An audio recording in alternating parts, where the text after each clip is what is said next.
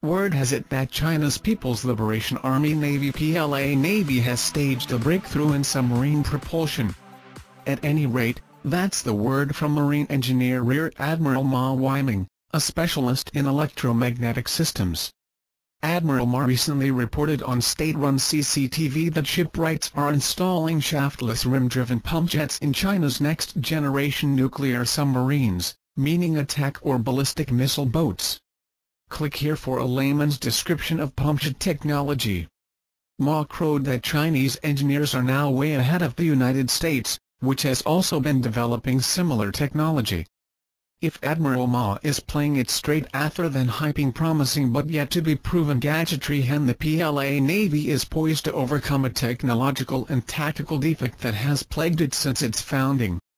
American submariners long lampooned Soviet and Chinese nuclear boats for being noisy and easy to detect. PLA Navy boats remained backward long after the Cold War. Ultraquiet propulsion, though, would put an end to unquestioned U.S. acoustic supremacy, opening up new operational and strategic vistas before the PLA Navy while ushering in a deadlier phase of U.S. China strategic competition.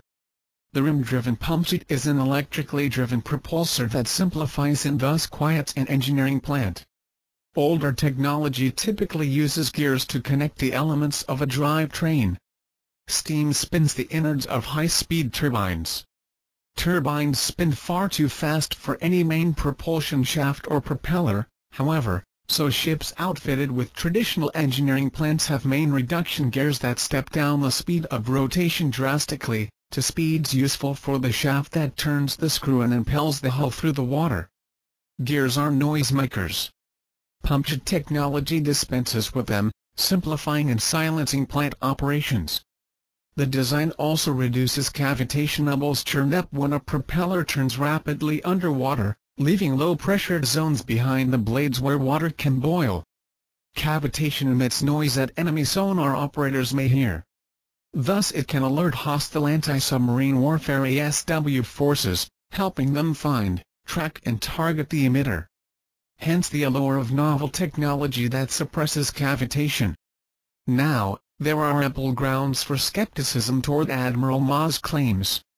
New technology remains a hypothesis until tested out in real-world operations. But at the same time it's doubtful Ma was simply showboating for Chinese TV viewers. Rising competitors have caught up with established navies before, or even leapfrogged them in certain areas. The Imperial Japanese Navy defied expectations, devising the long-lance torpedo that it deployed to devastating effect at Pearl Harbor. The Soviet Navy concocted anti-ship missiles and torpedoes that give the U.S. Navy fits to this day. Thus it behooves us to ask what if China pulls off a technological leap of similar magnitude? Set aside the question of whose submarines are quieter than whose. Boastfulness he urged to be the biggest, best and most of everything, and to have others acknowledge it forms a strand in China's cultural DNA. Ma is indulging in it.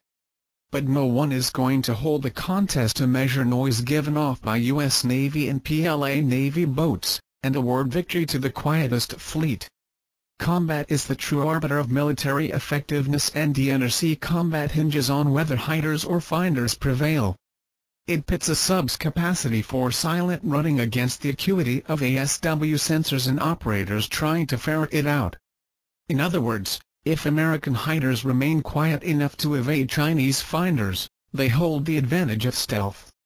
If acoustics has befriended the PLA Navy, then American finders have a problem. And if both submarine services can elude ASW hunters, then both they and surface fleets are in dire peril. Peer submarines could engage one another at close proximity in the deep, or strike against surface vessels without warning. Indeed, the surface of embattled oceans could verge on no-go territory. That prospect makes this thought experiment about the future of subsurface warfare worthwhile.